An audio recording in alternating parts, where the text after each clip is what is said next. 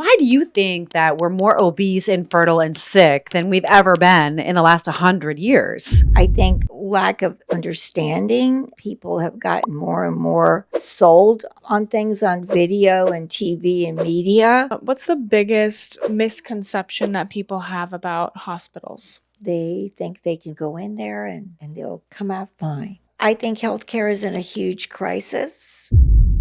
We noticed that 79.2% of you are not subscribed. So if you're not subscribed, what are you doing? Come subscribe. We give you 5 days a week of free weight loss advice. And I mean, come on.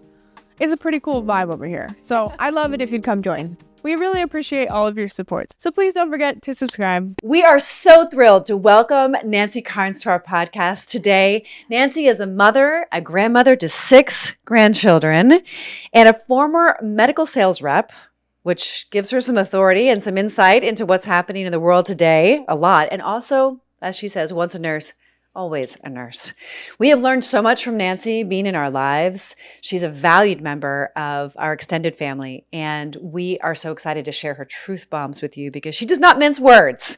Right. She tells the truth, and we are just thrilled to share this with you today because we've had so many amazing conversations. We're like, why aren't we recording right now? Yeah, so Nancy, welcome to the show. Well, I'm honored to be here. Oh my gosh, where do we want to dive in? I have so many questions. All right, Penelope's just going to go for it. I'm just going to. Okay. Okay, Lay them on me. I'm going to lay it on you. You're a truth teller, which I love about you. And you never hesitate, no matter who's around, which I really appreciate because a lot of people are scared to tell the truth today. So thank you for that. Yes. So being a nurse and a medical rep, you said? I don't even know what that is. Well, I taught about wound care, advanced wound care products I represented, but the whole passion for me was to see healing happen. And so that was the one area of nursing that I loved because you could actually see the advancement of what you were doing by the modalities you used, the treatments that you use. So what about Ozempic? I am furious about Ozempic. Okay, can you tell us why? I'm furious because it's another pharmaceutical-driven moneymaker with only that in mind, not for the health of the person so much, because the side effects are immense. I mean, people have died from the side effects. One of them is the small intestine just shuts down and they die of that. All kinds of other symptoms. Do you know anyone on Ozempic right now? Not personally. No. Not personally, but because of celebrities using it and they're looking so trim and awesome and they're, constantly talking about it, then it took off as a weight loss thing. But it was originally meant for diabetics, morbidly obese people, but it's still, people are not told the small print on the contraindications and the side effects. Right. They're just say, hey, take this and you'll be better off. So what do you think about the doctors that say the benefits outweigh the risks? I mean, you're a nurse, and so you're kind of saying that's not true. You're right, because I don't think it's true. Why are doctors saying because doctors are not trained in anything to do with nutrition. So as a nurse, can you tell us what your insight is on that? Why are doctors not trained in nutrition? Because they don't get money from it. Okay. There's no medical financial incentive to learn about it. In med school, I've heard them tell me that we got maybe 1 hour of nutritional training. So I heard 2 days ago Kennedy speaking about this. Secretary Kennedy, now of the head of the HHS. Praise God. They should say they're incentivizing medical schools to teach 2 years of nutrition, right? So that's so it's 2 semesters. Well, anyway, so it's going to be a significant amount of hours of nutritional education. And they're not going to support with their funding universities that refuse that. But he said it's been a really positive response with the schools and institutions that he's spoken to. So that is something, that's good news to report that is changing. And it just happened a couple of days ago that I found out. Awesome. Answers to prayer. Because I had doctors tell me when they were in med school, they were pharmaceutical reps camped out in the hallways when they were in med school. Right. And so we understand that these corporate interests are now in opposition to human health, and that's a real problem. Yeah.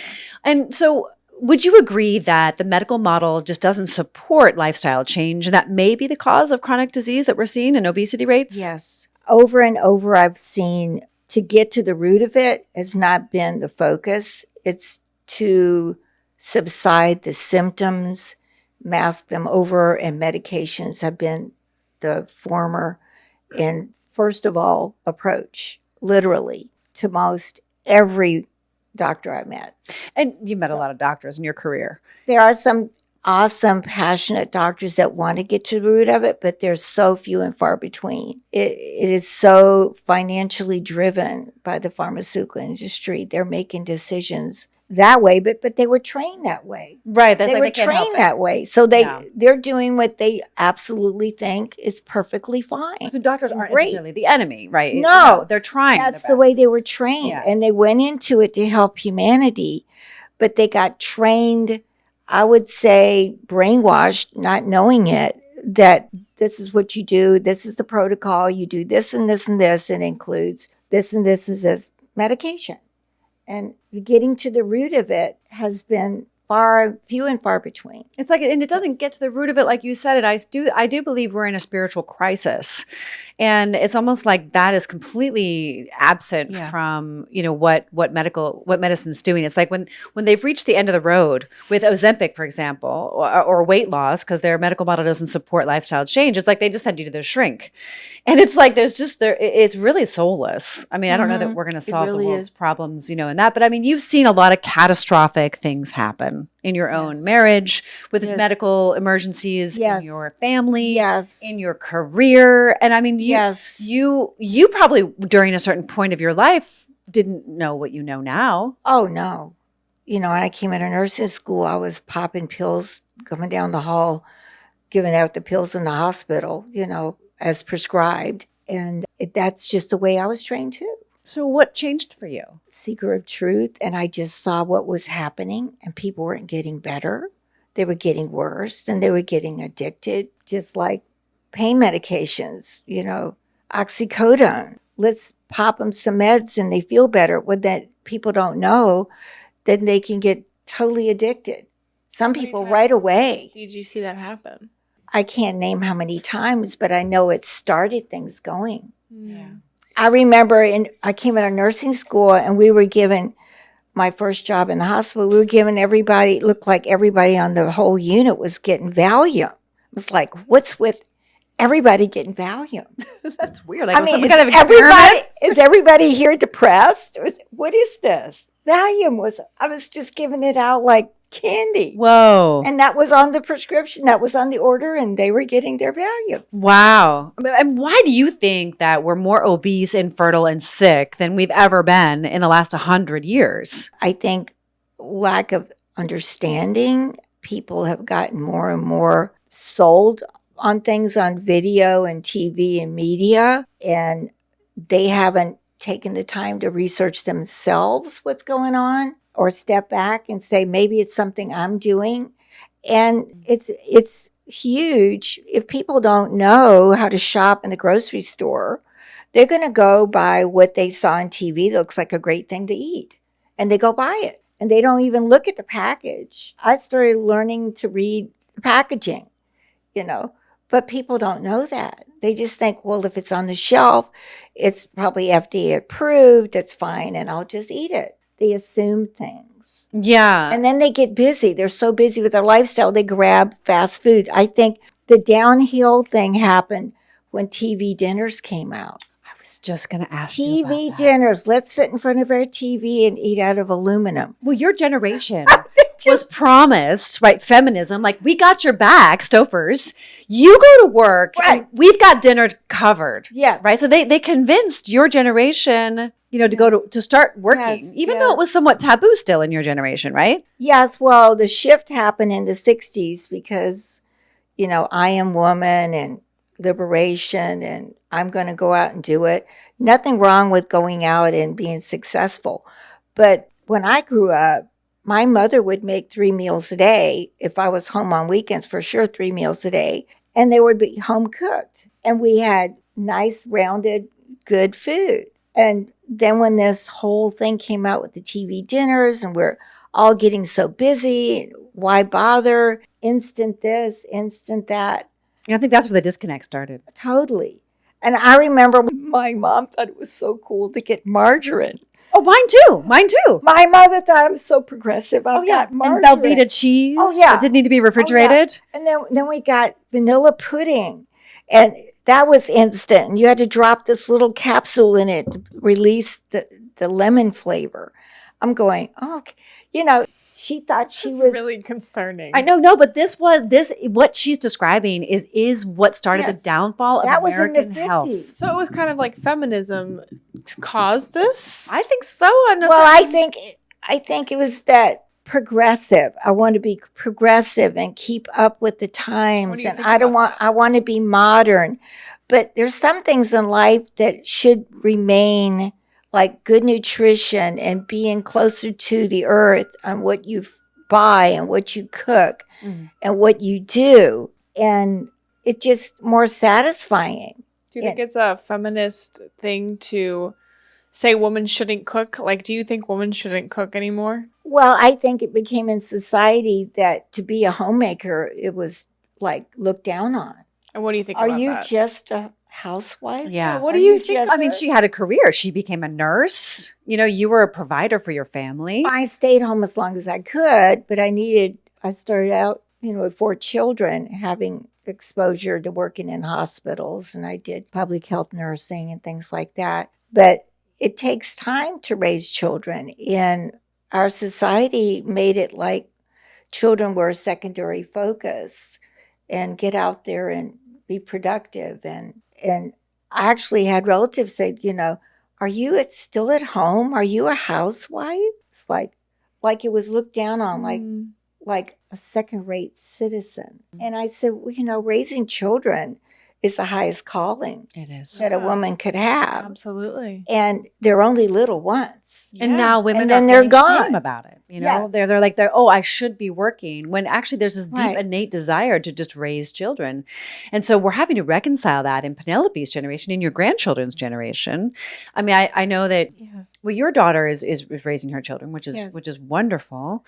I don't know that, that she completely hasn't ruled out, right, a career for herself, but her interests. There's a stigma that even if it's not said outright to you, it's a stigma that has gotten in society that children are not a focus. Let's get a dog instead. That's when all of the abortion rolled through the nation. Let's focus on a career. Children cost so much money. They take up too much time. Resources. Let's be busy, busy, busy, and be successful and get more money in the bank. It completely drifted away from the nuclear family. Yeah, and it's a false sense of security. It's what I call a mass-centric worldview, like a very externally driven lifestyle. And it's gotten us into a really big problem. Yes. I mean, right now, some of the stats are staggering in terms of like how many people are obese in this country and how many people then are predisposed in children. 1 in 3 children now, 1 in 3 children are either diabetic or pre-diabetic. And it's just, because you're actually really involved in your grandchildren's lives. And you have been for the last 18 years. No, 10 years? Well, You've been at school picking them up, going to sports events. Like you see pretty firsthand. much all their lives, pretty much. I mean, so like, but the last 10 years for sure, where I moved down here, I was closer to the 4 of them. Yeah, and they were trained at home by their mother that you're going to pack a good lunch. It's going to be nutritious. It's all organic.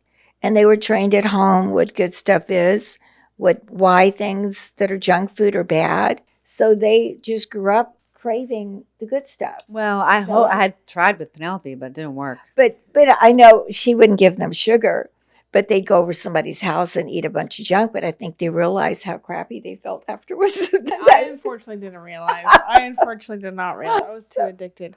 But Nancy, Well, it is addictive. Sugar is addictive. it is addictive. And when you were younger, were there a lot of obese kids in school No. when you were younger? Were there any obese kids in your I don't school? remember any. I'm sure there None. were. I just don't remember any. So was it less common back then to have Totally. obese children in school? It was just, you Kind didn't of think. uncommon. I hardly saw it.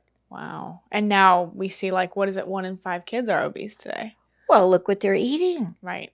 Processed, sugar-fied, junk food that's empty. And There's when no you went to nutrition. the mall or when you got the paper magazine, were there obese women on the front covers of your magazines? No, matter of fact, in the 60s, it became Twiggy was the big deal. She was anorexic. Like the Lacey, carpenters. I don't know if she was, but she looked anorexic. Yeah. But that became the model. Yeah. That became, oh, we got to look like that.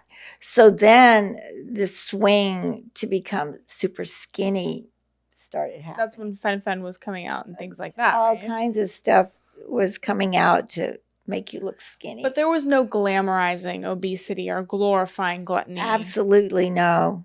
No, that was an anomaly, and people kind of, there is a stigma that people do to that, I think. Kind of like, what's wrong with you kind of a thing. That's what it, but I just don't remember obese kids in my school. And were there a lot At of all. obese adults back then? No, No. So obesity was just not really a thing. no, That's fascinating. And then today we see tons of obese people. right. Because more and more as time progressed, we had processed foods. Well, that and they're sedentary and body positivity. Are you Right. familiar with body positivity? Where like obese women say that they're beautiful and healthy and that it's totally fine to be obese. Oh, I saw a couple of ads like that. Really? Oh, yeah, I saw an ad for a woman advertising eating this ice cream. And she was in her underwear, just Oh gosh. hugely obese and very proud of it. I know. And I was like, okay, It's very concerning. where did that come from? Yes, it's very concerning. It's so interesting. So, I can't really talk to a lot of people about this because they get very Guarded. guarded. They like don't want to admit that being fat is gross. They don't want to admit that. They don't want to admit that being fat is a bad thing because it's not healthy for our bodies. They don't even want to admit that because they've been trained by today's society that being obese is somehow beautiful and healthy, but you and I know that's not true. Well, it's a form of gaslighting again. Yeah. It's become a culture of gaslighting. Yeah. And for those of you who don't know what gaslighting is, Yes. So, it's like lying. yeah. Yeah. And- Like, what I'm going to Telling describe. you bad is good and good is bad. Creating double-mindedness. basically. Yes. And so they're watching media and they think, well, that's cool. This person's successful and they're huge. But they don't think about, okay, how long is their lifespan going to be? That's a great point. How long is their lifespan going to be? You can be here for a little bit and maybe make it work. But how long is their lifespan? But Nancy, I mean, you had a huge loss. Your husband recently died, and my mom died at 59. And I know that obesity was involved in her death. And I mean, so you've really been on the front lines dealing with obesity. Yeah.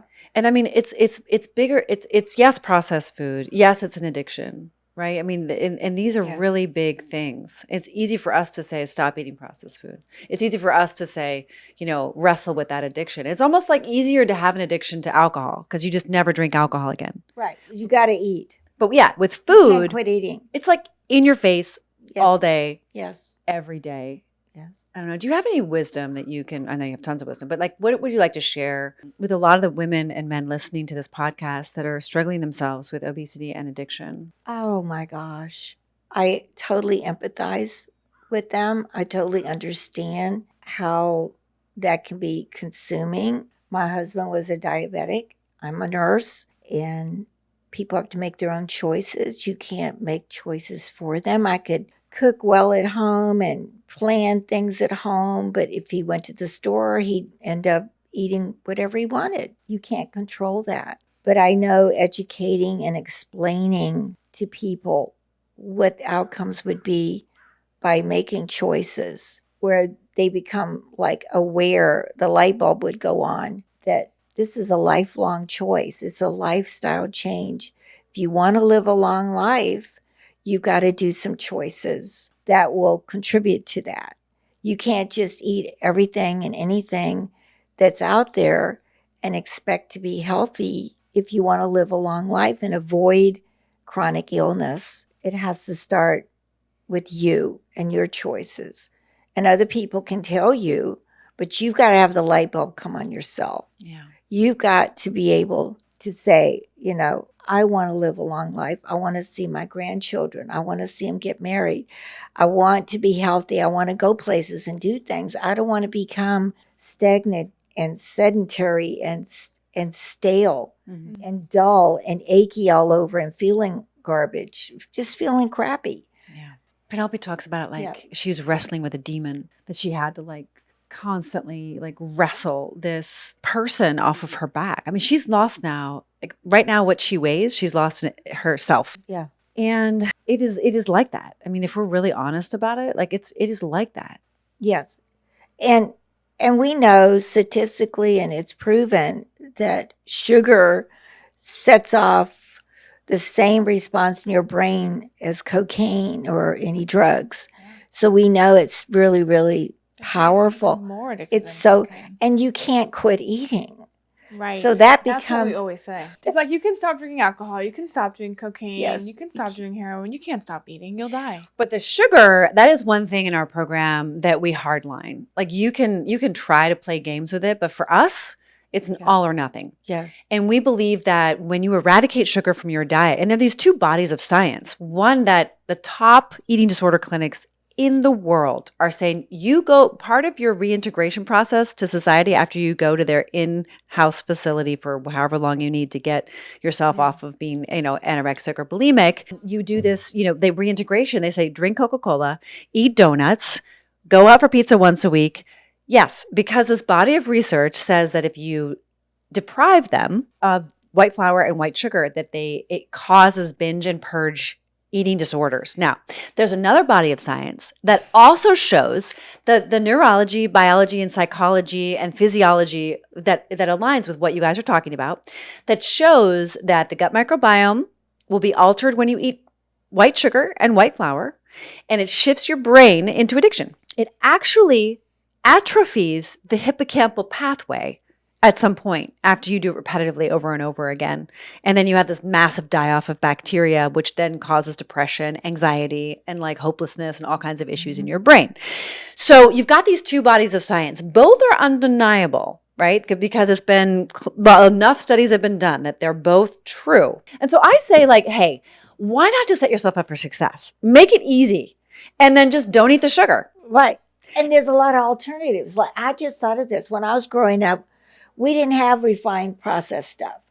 We had molasses. Yeah. We had brown sugar. Honey. My mother would bake things with flour that wasn't processed. Yeah. Interesting. Homemade food, you put your love into it. So- I really believe in it. But I think a lot of people are saying, oh, well, it's too expensive or it takes too much time. And I would disagree with that. Once you kind of get in the groove and you figure out like how to do it, how to allocate time for it and whatnot. I mean, I know you're busy. You're very busy. You're very involved in your grandkids' lives. You've got a very active social life. You're also serving in the community. I mean, you're one of the most, you're a very active person. You're very busy. But, do you find it's difficult for you to find time to? No, if you buy the right stuff and you open the refrigerator, it's in there, you cook it. That's simple. Did you know? Don't set yourself up by buying the wrong stuff. Yeah. If you do, you'll just go eat it. Exactly. Like when you're hungry. And another thing is prepare snacks that are easy. When you are starving, while you are preparing your main course, eat something healthy while you're cooking. So simple, right? Yeah, because we get so hungry, we'll just eat anything that's there. If it's not there and it's not junk, then you can't eat it. So Go throw away your ultra processed food right now. seriously, I mean, it's serious. There's and a you cost haven't to it. addressed candida. The sugar causes your whole gut.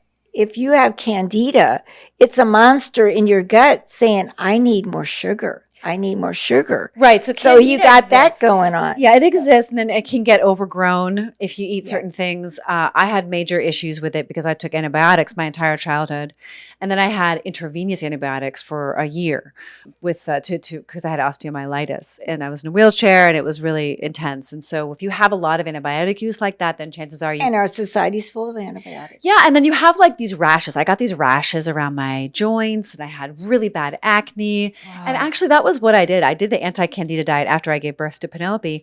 And in fact, I've actually never been thinner than after I gave birth to her because I followed this very strict anti-candida diet. And it's basically like no sugar whatsoever. You starve that bacteria and from their fuel, and then it dies off. And then you have balance again because everyone has candida. It's just the overgrowth of candida that can cause issues. Now, honestly, I looked for a ton of research on it, and it's a little bit fringe. The conversation around candida. I know for sure that it worked for me. I followed a lot of Donna Gates's body ecology diet. Donna Gates has done some incredible work around candida, but that's where I really learned about fermented foods. It's where I learned about making your own fermented foods, the power of fermentation. And then I really started to understand how sugar completely morphs the body. And it's like, I always call it like a bad ex, like a bad non-reciprocal relationship with sugar because it just takes from you and takes from you and takes from you and takes from you. It doesn't give you anything back. It just puts you on a roller coaster. And it's just dangerous. Frankly, it's dangerous. And people are just like fine with it. Oh yeah, let's serve it at birthday parties. Let's give it to our kids at play dates. Oh, they love it. Well, that's another thing. When we all want to get together with friends and family, and it's always around food. So what are we doing when we get together? Are we contributing by bringing stuff that would spread the sugar craving? Or are you going to bring something that's really healthy, like natural things, like fruit, like a fruit bowl? You always bring watermelon. I love that. Something like that. I got to thinking a flashback about how things started changing back in the day. All the fast food restaurants came out around the same time too. And we now know that there's sugar in a lot of things, like all of the bread products, the buns for the hamburgers, the sauces, has a little bit of sugar in it. So I just crave. They're engineered for the bliss point, fat, sugar, carbs. And people stand in line to get that burger. Yeah. And so the fries that were fried and who knows whatever they were fried. I think it was tallow back in the day. That's amazing. Yeah, but now it's vegetable oil. Or safflower or canola. But all this fast stuff all came out very shortly, one after the other. TV dinners, fast food restaurants. People didn't have fast food restaurants very much. No. It was a rarity. We had a drive-through restaurant, or they'd come up to the car and deliver your food. That was rare. It was usually sit-down restaurants. It's all fast. The whole thing is fast. Fast food. How do we get it down fast so we can get up and do more stuff? Well, and that's just not the way I believe nature was created. Like we just planted our summer garden. I can't wait to show you after the podcast. We planted okra, eggplant, tomatoes, peppers. So we'll have lots of zucchini, basil. Yeah, so we did. I'm really excited about it, and I can't wait to share our hopefully the fruits of that garden with you. I will take it. Yeah, and I mean, I'm just giving that as an example because we planted it this weekend. 4 days later, clearly there's no vegetables yet, right? We're going to wait months. There's nothing fast about the way healing happens, the way things grow, the way the plants now are taking root, that the gut microbiome, the microbiome of the soil, just like our gut microbiome, like it's a healing process. It's a growth process. Then the same thing is happening. And so also this fast weight loss is dangerous. That's just not natural. And anytime throughout my entire education, I believe nature is the greatest teacher. I see this interruption. If we're going to interrupt the natural cycle of healing, which I believe weight loss is, it's a healing from the inside out, we're going to have complications because that's just not the way it was designed. We weren't designed that way. The external kingdom, God's kingdom, nature wasn't designed that way. And we can't think that man is going to hack that system. It's just not. The only way to hack it is to understand it and to use it strategically to heal the body from the inside out. Because I think we all desire freedom. Yes. We really desire freedom. And I think health leads us towards that truth. And if you're not feeling good and you're loaded with all the effects of sugar, you're going to get depressed and you don't give a rip. And so you're going to eat to feel better. Yeah. And you're depressed. I saw that with my husband a lot of times. The chemicals from the medications he had to be on and the food that he would sneak and eat, you don't care about yourself as much as if you had a clear head. Yeah. And you could see his blood sugar going up and down. Yeah. You could see it clearly. Yeah. So it's a vicious circle It is. And because so you're mentally, if you don't care enough and you're depressed, you're not thinking about tomorrow. You're just thinking about the instant gratification right now. It's a pretty great plan. If I were an evil person and I wanted to like be bad, like that would be, it's a pretty genius plan. But I think we have got, and hopefully you listening are feeling empowered. Like, I don't want to be a victim. I don't want to be in that cycle, and the future. And what you were saying earlier, is like, you've got to take responsibility. You have to interrupt that cycle. If you have fallen prey to this ideology of like, oh, my doctor is going to fix me, that medication is going to fix me. Oh, yeah. No, you're wrong.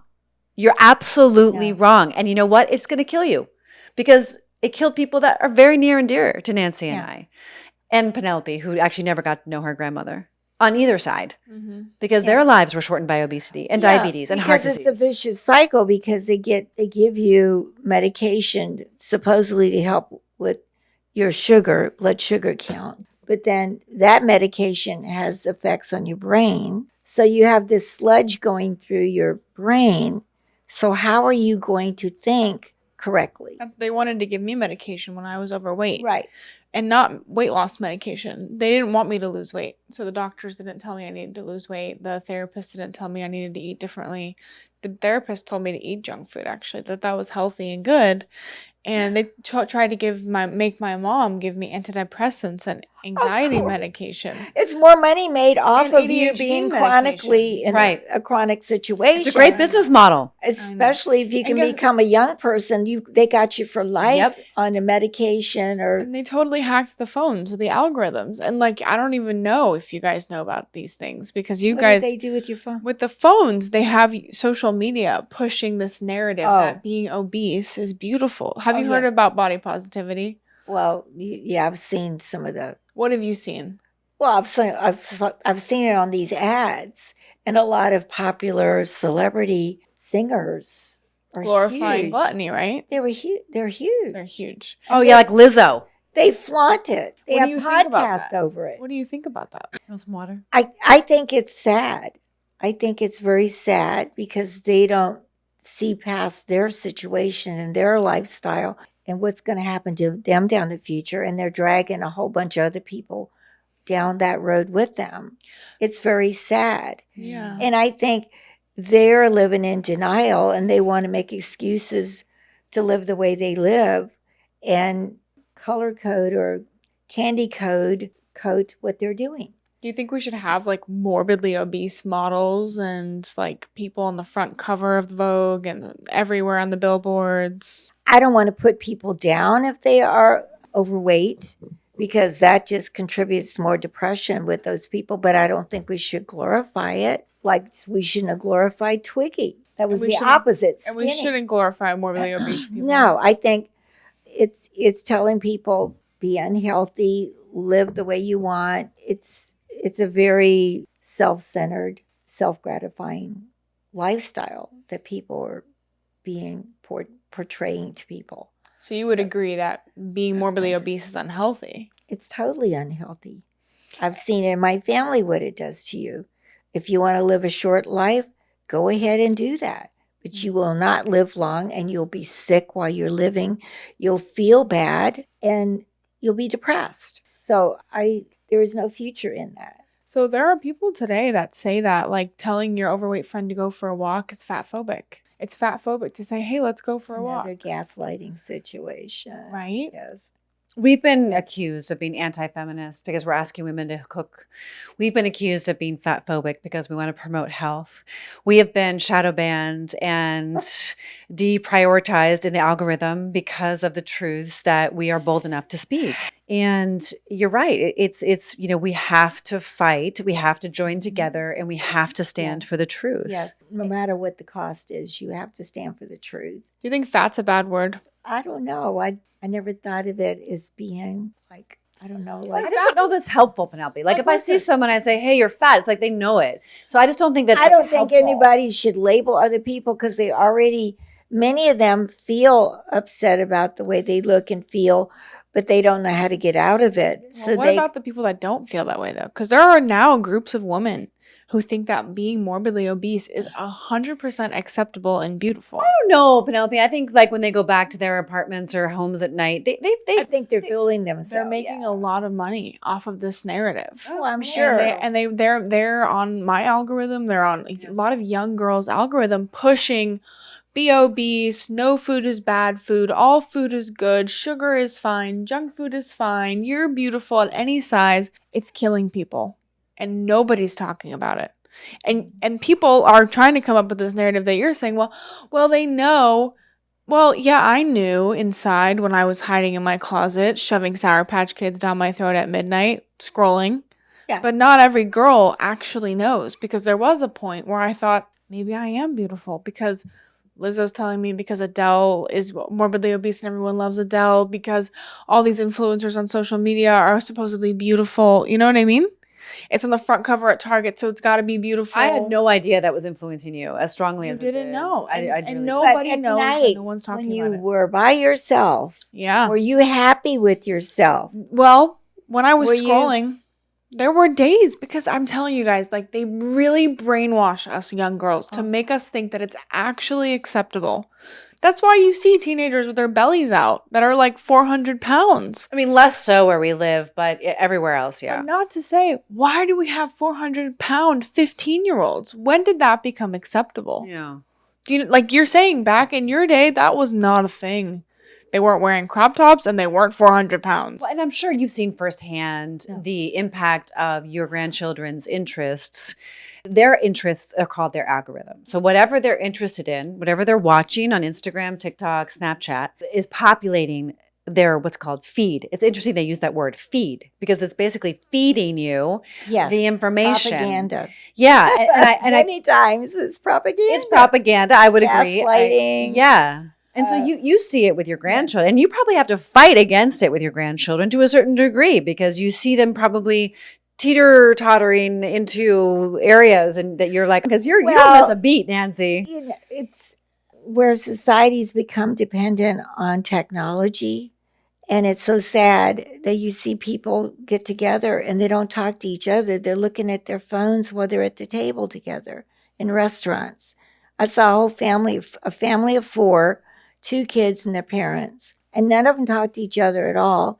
And they're all looking at their handheld devices. And I'm going, are you kidding me? It's like a crisis. The reason why we're supposed to sit down together is to look each other in the eye and talk. And it was one time a day, every evening, where a family could sit down and say, what did you do today? Or how did it go? You know, just be together and look at each other. That went out the window a long time ago with the fast food, the TV dinners, that whole thing. Well, then society started going downhill because they weren't involved with their children. They weren't talking to them. So really what They we're weren't talking about here. It's a whole entire way of lifestyle that got completely hijacked. You guys, But- there are morbidly obese women and men who go on TikTok, who eat junk food on camera, and obese women and men like me will watch that content instead of eat dinner with our family. We'll sit there and eat our double cheeseburger with the person who's glutton filled. Yeah. While we indulge in gluttony in front of our phone instead of our family. Yeah. And we'll live that cycle every single day until we die. Unless we have someone like you in our corner who is like helping us. Well, But if we don't, You were susceptible to that. And then our first breakthrough, Nancy, you probably don't even know this, was actually just sitting at the table together and eating together, because her shame was so enormous that she couldn't actually bring herself to sit with me at the table, because she felt so judged and condemned and by me, but really she was condemning herself. And clearly I had judgment about it. I'm not going to deny that at all. But what we're talking about here is a reunification, of truth, of honesty, of families, of dinner or lunch. So it's really interesting. Even in Switzerland, where Penelope was born, the kids come home from school to eat lunch. A lot of kids did when I was in elementary school. that makes sense. They did. It was rare for people to go to school and buy school lunches. We all had our lunches packed. It was a big deal to have a lunch box every year we got a brand new lunchbox, and your mom packed it with food. Good food. That was a big deal. Yeah. Wow. I just threw mine away because I didn't like what she gave me. Well, anyway, we trade each other's food at lunches, but I tried to trade my Sprouts, but nobody wanted my Sprouts. I wanted their Snickers. I probably was a little too extreme, and I'm sorry, Penelope. but You know, I did love her lentil pasta with meatballs. That was my favorite Okay, meal. I but- requested that a lot. but it's the undermining of the nuclear family that has happened, because if you sit down together, you can more likely stay together than if you're up running around and nobody talks to each other and you're all doing your own thing and everybody's totally glorified for being independent. So beautiful and so Yeah, true. Our society has glorified independence, Selfishness, independence, money, self-gratification. Yes. instead of like real food, real talk, real time in nature, real friends. Well, people don't even get out in nature. They're just, and it's proven. I mean, if kids are sent off to a real camp in the woods, they can get readjusted. So that's why my son and his wife work with Young Life. They have kids that go off in these beautiful environments and their whole lives get transformed. They don't allow them to bring their phones or computers, and they get them off hiking. And I mean, God speaks through his creation, and everything sort of starts connecting again. It's like, oh my, No, where have I been? Yeah, she had Where these, have I been? she had a couple of those experiences that really, I think, led to her transformation. Yeah. She was in Hawaii, and she's like, Mom, this is real. Yeah. Yeah, I just had to be off of my phone for like a few hours just to get back to reality and what God actually created this beautiful earth. There's a scripture that says, be still and know that I'm God. If you sit out there and be still in nature, you are going to feel. You're going to feel what God is doing in nature. It speaks to you. But if you're in a concrete box in front of your computer or your device, Stuffing your face with ultra processed foods. you're constantly being bombarded with all the stuff from the world system to keep you in that system. Yeah. So instead, just go outside, get some sunshine. It's too simple. Go It's to the- too simple. Put down the ultra processed food, give it away, throw it away, and start buying something different. And if you don't like it the first few times, that's okay. You got to just keep trying. Well, you acquire the shift in your taste buds. You do. Once you get that sugar out, you start tasting fruit like you've never tasted before. Right. And food starts tasting better than it ever tasted before. Yeah. Because that sugar is slowly getting out of your system. It's right back to what's fake and what's real. isn't Yeah. it? Yeah. Okay, Totally. so It's what's fake and what's real. I'm really curious about this because when I was in middle school, they didn't teach us how to cook. They didn't teach. It's like sexist to teach kids how to cook, I guess. Yeah. Home especially- economics doesn't especially- exist. We had a big deal of home economics. It doesn't exist anymore. It's sexist. It's sexist. Okay, No so, joke. Yeah, yeah. See, that's the propaganda Yeah. that home life that's not great. So You don't develop your home life. did you learn how to cook in school when you were young? A little bit. We were more into other things like sewing and Well, no one knows how to sew. You know, I'm like the only girl that knows how to sew anything at all. Like I've never met one except for Yes, my It mom. was a big deal to have a sewing machine. I had no idea. Oh yeah. I had no idea. Well, to make things with your hands was valued. It should still be To valued. make things with your hands. So did women cook back in the day? Yes. My mother did homemade rolls every Sunday. She cooked breakfast, when we're home on the weekends, I had breakfast, lunch, and dinner. She always had a salad, Did you know that main in course, and dessert. What? Did you know today that's considered sexist to say that a woman should be cooking? I'm shocked. Have you heard that though ever in your life? You've never heard about this. No, Really? not that. And her daughter is very modern, but also cooks. Your daughter cooks healthy I'm just food. speechless on that. That's Yeah.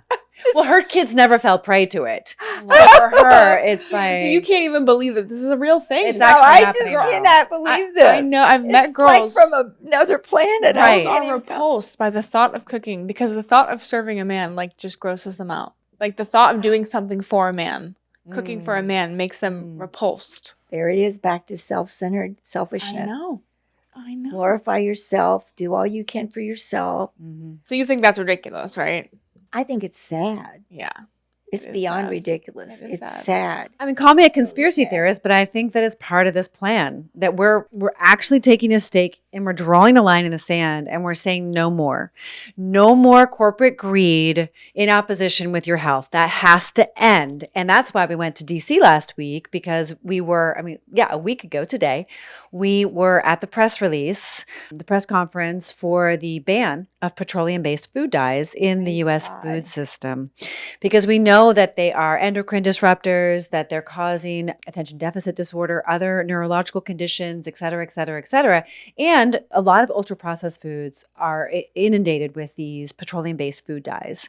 So we're getting them out of the food system. And there's just all these chemicals in the food system that are, not being identified, which is a huge problem. So I'm really grateful that Kennedy and his team are leaving no stone unturned. And they're going to get to the root of why chronic disease is bankrupting our human capital and also our fiscal capital. It's destroying our society. It's destroying our society because we've never been sicker, fatter, more infertile ever. That's a good way to destroy the family unit. Everything's been coming against the family unit for a long time, Yeah. And so it's really got to be up to the people. I mean, there's only so much the federal government can do, because I'm not for the federal government dictating what we eat. I mean, to think that we've come so far away from our American values and democracy that we have to rely on that. And that's why we're hoping that you who are listening to this podcast are going to make different decisions, because I believe every time we go shopping, we're voting with our dollars. Yeah, and stop telling your fat friends that it's okay to be fat. And stop glorifying gluttony. Well, and take a stand in your school communities, moms, to stop with the junk food at play dates, birthday parties, after school activities, and vending machines and school lunch programs at your school, private or public. Take a stand and start serving real food to your kids, and stop it with this lie about, the fact that ultra processed foods are faster, easier, and cheaper. Cut it out. Learn how to cook and teach your family the same. Get them involved. It is a life-saving Take a stand. skill. You have to take a stand, draw a line in the sand, and say enough is enough. I remember when my son was a baby or a little kid and went to a friend's house for a birthday party. I never gave him stuff with red food coloring, but he'd come home and they'd give him licorice, the red stuff, and he'd be bopping off the walls. Yeah. I went, "Who is this kid?" I knew right then and there something was really chemically bad with the food coloring. Yeah, it's. Yeah, I wasn't allowed to eat it. Actually, my mom said no Twinkies. I mean, he no became another person. Yeah, no soda. We were not allowed to have any of that stuff. He became hyperactive. I mean, wow. So you saw it firsthand. Oh, you were like, hyperactive. It's yeah. Like, who is this kid? I know, but a lot of it's so cheap, fast, and easy to get. A lot of kids are really, it's 70%. The stat that we've been hearing is 70% of the children eat, the majority of their diet is ultra processed food. 70%. So how are we expecting to have different outcomes if we're not interrupting it? It's really up to moms and dads to stop buying the food and giving their kids Pop-Tarts for breakfast, stop giving their kids Fruit Loops for breakfast until these foods are reformulated.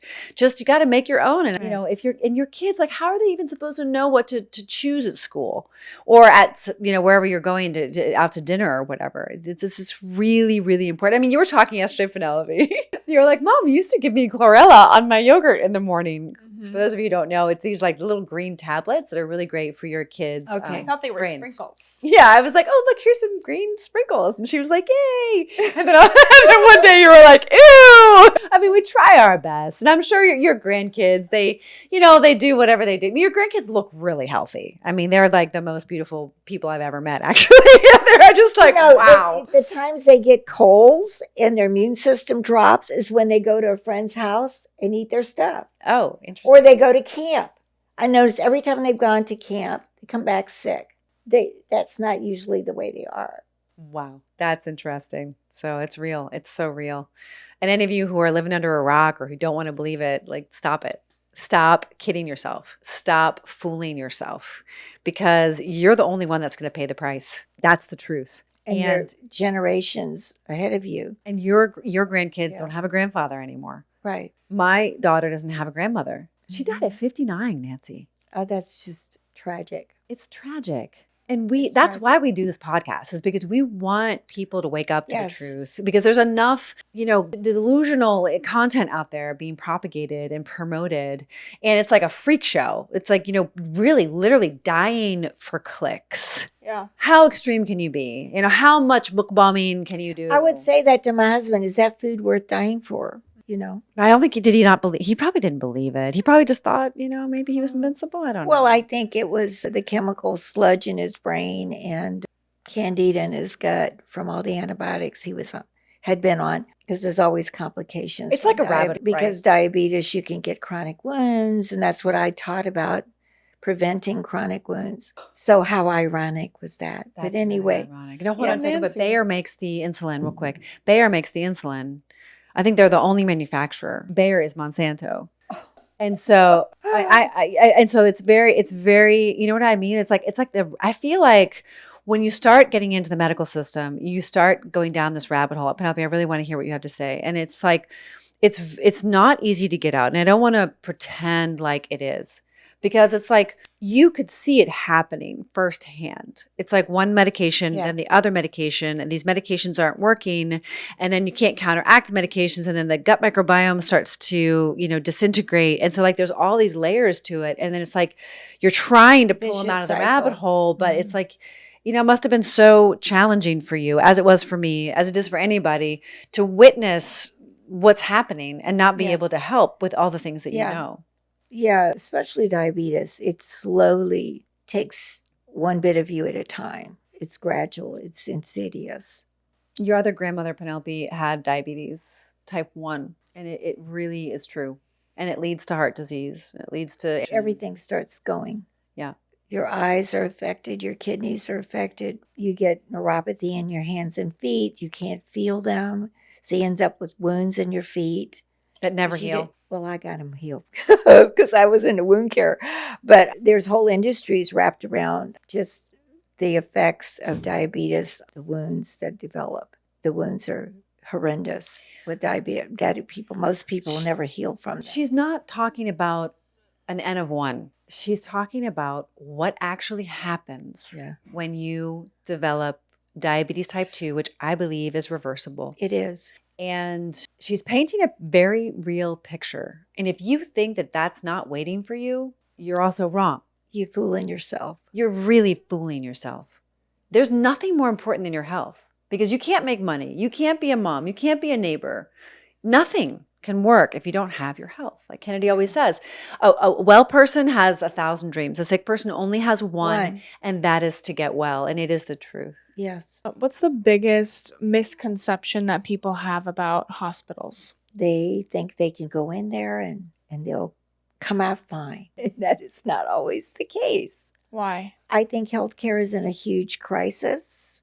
I pray all the time that will be reversed and changed. But there too, again, the money has been the driving force for decisions made in hospitals.